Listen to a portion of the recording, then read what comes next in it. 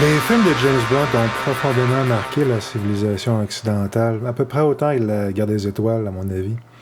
Mais les livres, beaucoup moins. Les gens ont plus vu les films que les livres. Puis moi, j'ai toujours été intrigué par les livres, qui ont quand même beaucoup pogné. J'ai été intrigué parce qu'apparemment, le personnage de James Bond est assez différent. Il y a des films où il est plus proche du personnage du livre, mais le personnage du livre est supposé avoir plus de profondeur, être peut-être plus sombre, moins héroïque. Et surtout, il y a un arc narratif. Il commence quelque part, puis au fil des romans, il évolue, ce personnage-là. Puis ça fait très longtemps que je suis curieux de voir c'est quoi cette évolution-là, c'est qui ce personnage-là, qu'est-ce que c'est vraiment les livres de James Bond. J'ai finalement commencé à les lire. Je les lis dans l'ordre. Je vais faire une vidéo pour chacun. Puis le premier, c'est Casino Royale. Première question, est-ce que c'est bon? Oui, c'est bon. J'ai adoré ça. J'ai trouvé ça excellent. Ça commence très bien. Qu'est-ce que ça raconte? Si vous avez vu le film, c'est très, très proche. Essentiellement, on a un comptable qui travaille... il fait des placements financiers pour le crime organisé et pour l'Union soviétique puis les dictatures d'Europe de l'Est. Quand ces pays-là ou ces organisations criminelles-là veulent faire un gros placement financier, c'est le chiffre, ce gars-là qui contacte. Il est très bon avec les placements, donc c'est ça. Puis là, quand le livre commence, il s'était fait engager par les Soviétiques, par SMERSH, là, le service... le plus terrible service d'assassinat et de contre-espionnage de l'URSS, il s'était fait confier par ces gens-là quelque chose comme un énorme montant d'argent que lui a détourné pour faire un placement dans une chaîne de bordel en France. Puis lui, dans sa tête, évidemment, il mettait sa vie en danger en faisant ça, mais il pensait que c'était entièrement sécuritaire parce qu'il comptait les rembourser en dedans de quelques semaines, gros max, puis ça en profiter pour se mettre un énorme pactole dans les poches. Sauf que grand mal lui en prend parce que l'État français rend tous les bordels illégaux environ une semaine après qu'il a fait son gros placement de 1 million de livres sterling. Et là, il se ramasse, comme on dit, les culottes à terre et il y a environ 3-4 jours pour gagner 1 million de livres sterling. Sinon, il va se faire zigouiller par SMERSH. Il décide d'aller jouer aux cartes, au fameux Casino Royale. Il organise une partie de Baccarat, qui est le jeu pour les gens qui ont des millions à perdre. Et les services secrets britanniques envoient leur meilleur joueur de cartes, un joueur professionnel, qui vient d'avoir sa licence 00 il n'y a pas très longtemps. C'est le fameux James Bond, un gars qui a fait la Deuxième Guerre mondiale, mais que là, il commence vraiment... Il a fait de l'espionnage pendant la Deuxième Guerre mondiale, quand il était probablement dans sa vingtaine. Mais voilà, c'est ça. Là, il est vraiment devenu un espion professionnel, puis... c'est ça, au visage du grand public, c'est un joueur de cartes professionnel. C'est lui qui envoie, avec une comptable. Puis cette comptable-là, c'est la fameuse Vesper Lynd. James Bond va tomber en amour avec elle. Puis, donc c'est ça, il va gagner aux cartes avec l'aide de Felix Leiter qui va lui prêter de l'argent à un moment donné, parce que les Américains sont pleins d'argent. Puis, c'est ça, il gagne aux cartes, mais comme dans le film, il se fait capturer par les agents du chiffre qui le torturent atrocement, mais pendant cette longue séquence de torture-là, qui fait tout un chapitre, à la fin de ce chapitre-là, le chiffre se fait assassiner semble-t-il, par SMERSH. James Bond se réveille à l'hôpital, ne comprend pas trop comment il s'est ramassé là. Il s'est fait écraser les testicules, c'est ça la torture en question, ce qui rendait le film pas tournable pendant longtemps. C'était particulièrement courageux de la part des producteurs d'avoir tourné le film avec cette scène-là dedans. C'était le moment que tout le monde attendait, ils l'ont mis. C'est ça, c'est à peu près comme dans le livre comme dans le film, c'est atroce, là, c'est ça. Puis, voilà, James Bond part en convalescence pour... en espérant sauver sa virilité. remet essentiellement sa démission, puis il part sur la côte en France, là, avec Vesper, avec qui il est tombé en amour, puis prévoit, c'est ça, prévoit finir ses jours heureux avec elle, mais ben, c'est ça, il se rend compte que c'est une agente double, et ça lui brise le cœur, et il commence le bouquin extrêmement cynique et brutal et désabusé, puis il finit comme ça, mais encore avec le cœur encore plus fermé, là. Il devient vraiment une machine, c'est ça, un bloc d'acier, là, brutal et cynique. Prêt pour une nouvelle aventure. Ben, c'est ça. Puis c'est super bon. C'est super bon, non seulement parce que Ian Fleming sait construire un bon roman, il y a tout un artisanat, il y a tout un art à ça, puis c'est un bouquin, certainement le premier, qui se lit avec grand plaisir. Là. OK, c'est ça. C'est ça, j'ai lu Tarzan il n'y a pas longtemps, les Fu Manchu, tous ces trucs-là. Je mentionne ça parce que c'est des bouquins qui sont à forte teneur, si on veut. Donc, c'est des bouquins écrits à l'époque où on pouvait encore trouver que l'Empire britannique était merveilleux. On pouvait le dire ouvertement. Ben, c'est ça que ça met en scène, ces bouquins-là. Puis moi, je ne suis pas exactement réputé comme étant le plus grand amateur de l'Empire britannique de tous les temps, mais ils savent écrire des bons bouquins d'aventure, n'est-ce pas? Ils sont très, très, très, très, très, très, très forts là-dessus, les Britanniques. Puis c'est super bon. C'est excellent, là. Les personnages sont bons, puis c'est surtout ça qui est bon, en fait. C'est que le personnage de James Bond, on sent vraiment que c'est un vrai être humain. Puis, dans les films, des fois, il est comme ça. Tu sais, dans For Your Eyes Only, je pense, par exemple, ou certainement le premier avec Timothy Dalton. Puis, c'est avec Sean Connery, ça dépend, là.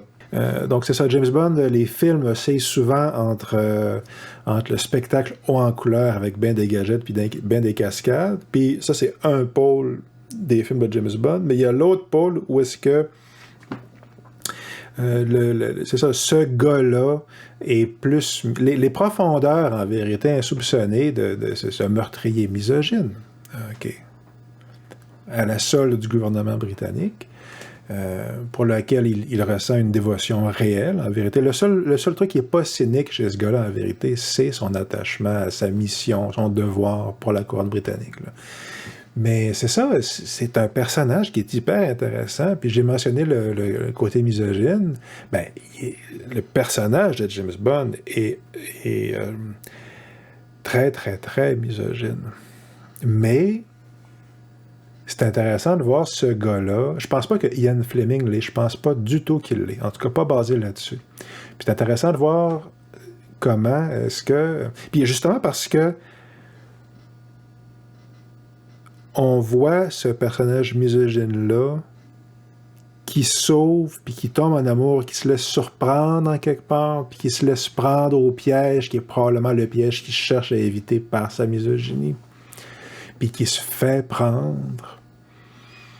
Puis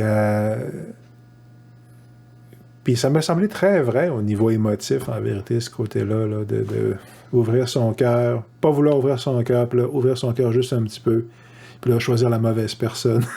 Puis là, refermer son cœur bien, bien comme il faut, là. C'est intéressant. Puis c'est beaucoup ça l'idée, c'est beaucoup ça le film, puis le bouquin, puis bon, à la fin, c'est ça, il considère que Smersh, c'est le mal absolu.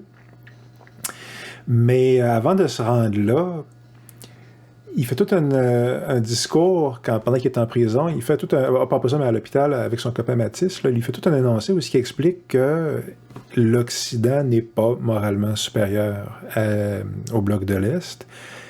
Et à ce moment-là, James Bond donne ses raisons, puis ben, c'est rempli de bon sens. Ça, c'est le point de vue de James Bond qui dit, écoutez, il décrit les 2 meurtres qu'il a commis pour avoir sa licence 00. Puis il dit, ces gars-là, il y en a un, c'était un autre comptable, puis l'autre, j'oublie, c'était quoi, un fonctionnaire.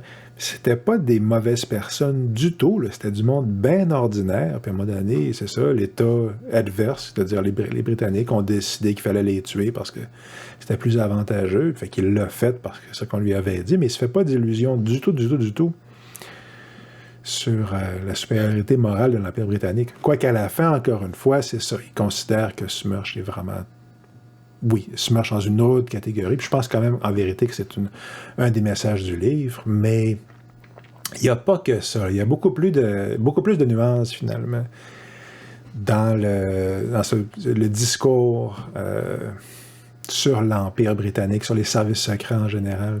Puis, dernière affaire que je vais lister, que je vais nommer pour ce bouquin-là, c'est que James Bond a fait la Deuxième Guerre mondiale. Le bouquin sort en 1953. Ça veut dire qu'on n'est même pas 10 ans après la fin de la Deuxième Guerre mondiale.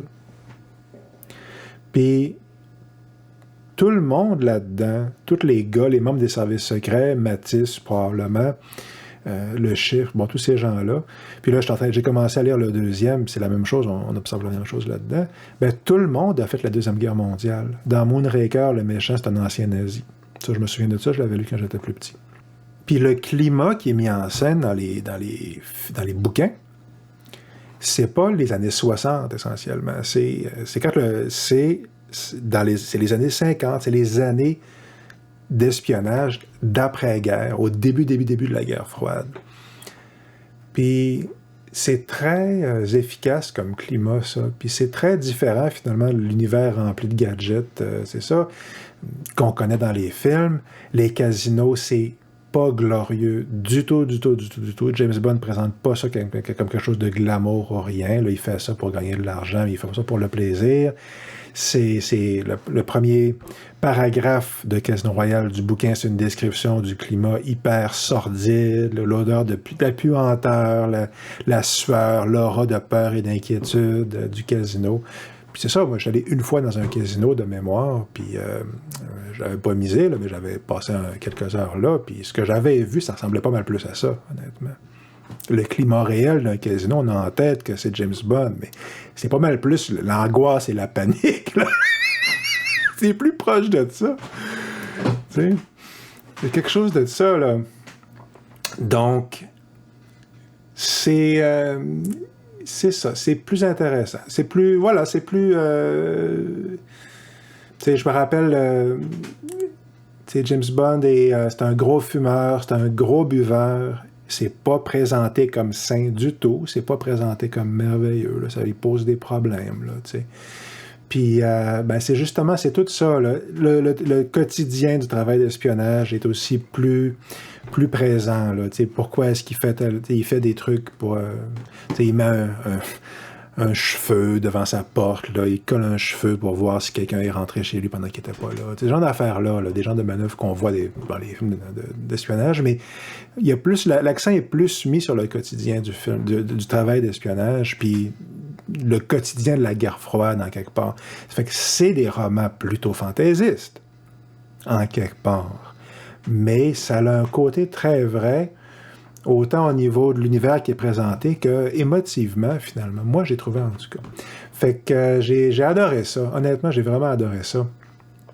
Puis, j'ai bien hâte de lire le deuxième, qui se fait beaucoup critiquer. C'est Live and Let Die, le deuxième. Puis, présentement, il sort en version expurgée de tous ces passages racistes, là, soi-disant. Puis, est-ce que ça l'est ou pas? Je ne sais pas. Je vais le lire, là. Je suis curieux de voir.